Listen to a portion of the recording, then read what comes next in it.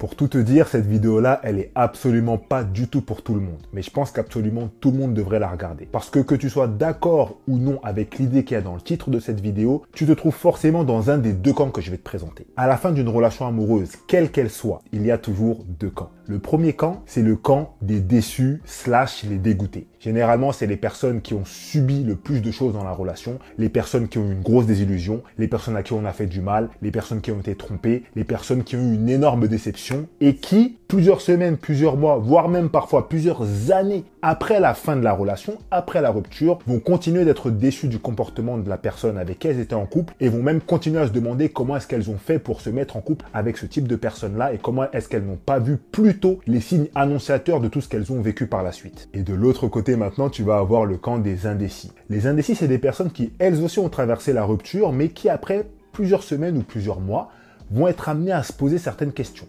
Elles vont se demander est-ce qu'elles ont bien fait de rompre avec cette personne. Elles vont se demander que devient cette personne. Elles vont se demander est-ce que cette personne a travaillé les points qui lui étaient reprochés durant la relation. Elles vont se demander est-ce que si elles n'avaient pas la maturité qu'elles avaient actuellement, ces deux personnes-là n'auraient pas pu vivre une meilleure histoire d'amour.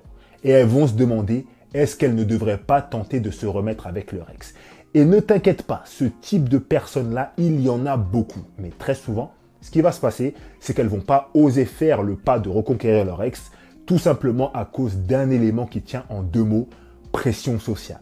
Il y a une énorme pression sociale sur l'idée de se remettre en couple avec son ex. Tu as sûrement dû entendre sur les réseaux sociaux, ou peut-être même dans ton entourage, des personnes dire qu'on ne ravale pas son vomi, que ses restes on les laisse aux autres. Et en gros, l'idée c'est que si tu te remets en couple avec ton ex, tu vas revivre exactement la même relation. Et c'est là qu'il y a une erreur de pensée selon moi. Que tu aies envie de te remettre en couple avec ton ex, ou bien que ce soit une idée qui est complètement impossible pour toi, il y a une chose qu'il faut comprendre et accepter, parce que cette chose elle est plus forte que nous, c'est que ton ex n'est plus ton ex, tout simplement. Qu'est-ce que je veux te dire par là? Il y a une chose qu'on va avoir tendance à faire, c'est qu'on va se figer une image de nos ex. Généralement, on va prendre cette image-là en fin de relation, on va la graver dans nos esprits et on va définir que notre ex, c'est ça pour tout le reste de notre vie. Ça veut dire qu'il y a des personnes aujourd'hui qui, après 5 ans de relation, parlent de leur ex comme il y a 5 ans, alors qu'elles-mêmes ne sont plus les mêmes personnes qu'il y a 5 semaines. Ton ex n'est plus ton ex. Tu ne connais plus cette personne-là. À partir du moment où cette personne est sortie de ta vie, après un petit délai, cette personne a évolué vers un chemin. Un chemin qui est peut-être positif à ce que tu lui demandais dans votre relation, un chemin qui est peut-être négatif par rapport à ce que tu lui demandais dans votre relation, mais cette personne a évolué. Tout comme toi, tu n'es plus la même personne qu'il y a 5 mois. Donc si tu penses qu'il ne faut jamais se remettre en couple avec son ex parce que tu gardes en tête l'image de cette personne qui date d'il y a 2 ans, ça induit que toi, durant ces 2 années, tu n'as pas évolué. Sauf que tu as évolué. Donc cette personne a peut-être évolué. Tu as peut-être des raisons de ne pas vouloir te remettre avec ton ex, et elles sont toutes à ton honneur. Mais la raison de croire que parce que tu connais cette personne, donc tu sais très bien que, ne veut absolument plus rien dire du tout. Se remettre en couple avec son ex, ce n'est pas se remettre en couple avec son ex. C'est démarrer une nouvelle relation.